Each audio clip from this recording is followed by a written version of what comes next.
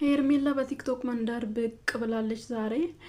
የቁንጅና ምሳሌዋ የዳዊት ጽጌ ዘፈን ማለት ነው። ማን ነው እንደ አንቺ ጨዋ እያለች እየዘፈነች መጣች። በራስሽ አትዝፈኛ፣ አብርሽ የዘፈነሽልሽ ይሄን ዘፈን አብርሽ ቢያድርግ አቤት አቤት አቤት እንዴት እንደምንቀውጥ ማለት ነው። አብርሃም ለሄርሜላ ዘፈነላት።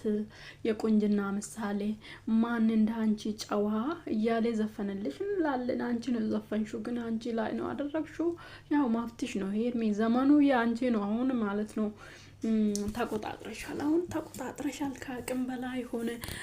አንቺ አሁን ዩቱቡን እየተቆጣጠርሽ ነው። በርቺበት፣ ዘመንሽ ተጠቀሚ። አዎ እንደዛ እስክትወድቂ ድረስ እስክትቀየሪ ድረስ በርቺበት፣ ሂጂበት። አዎ አምሮብሻል፣ ደግሞ ቆንጆ ነሽ። አዎ መጀመሪያም ቆንጆ ነሽ። አፍንጫሽ ቀጥ ያለ ነው።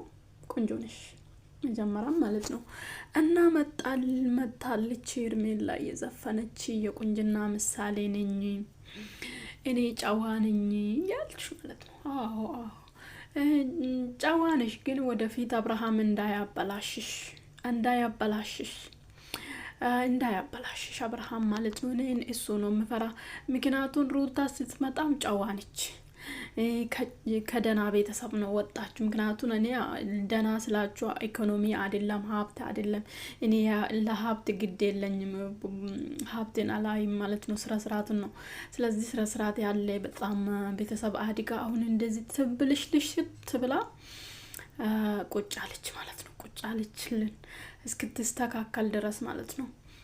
እና አንቺም አብርሃም ያበላሽልሻል። እኔ ነገ አብርሃም እንድትጠፊ ያደርግልሻል። በእውነት እኔ አምናለሁ። አብርሃም ነው የሚያበላሻቸው ሴቶቹን ማለት ነው። እናንተ ተጠንቀቁ፣ ክብራችሁን አትጣሉ። ለብር ብራችሁ ምናምን እንደዚህ አንቺ አሁንን ጨዋ ነኝ እያልሽ ማለት ነው። ጨዋነትሽ እንዳይወስድብሽ ጠብቂ። ምክንያቱም አንቺ አሁን ጨዋ ነኝ ሙሉ ለሙሉ ማለት አንችልም። ምክንያቱም የሰው ባል ሳይፋቱ ገብተሽ ነጥቀሽ ነበረ።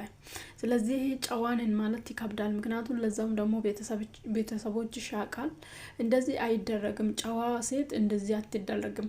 ጨዋ ሴት ፈላጊ ነው በዛት እንጂ ተፈላጊ አትሆንም ማለት ነው። ይሄ ደግሞ አሁን ዘመን የመጣ ነው። ችግር የለም። ኦኬ ፈላጊም ብትሆኚ ችግር የለም።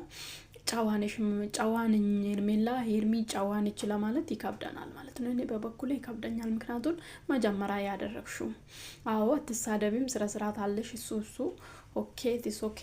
ከዚህ በለጠ ግን የሰው ባል ላይ ጥፍጥፍ ለማለት ምናምን እሱ ጨዋነት አያሳይም። ምክንያቱም ብልቅና ነው። እንደዚህ አይደረግም። ጨዋ ሴት የሰውን ነገር አታይም በጭራሽ ማለት ነው። ዞር ብላም አታይም። እና በርቺበት፣ ዘመኑ ያንቺ ነው። እኔ እናት